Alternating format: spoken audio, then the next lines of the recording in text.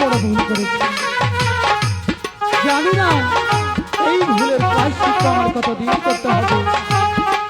আগে জানবো কিছুতেই প্রেম করতাম না, কিছুতেই।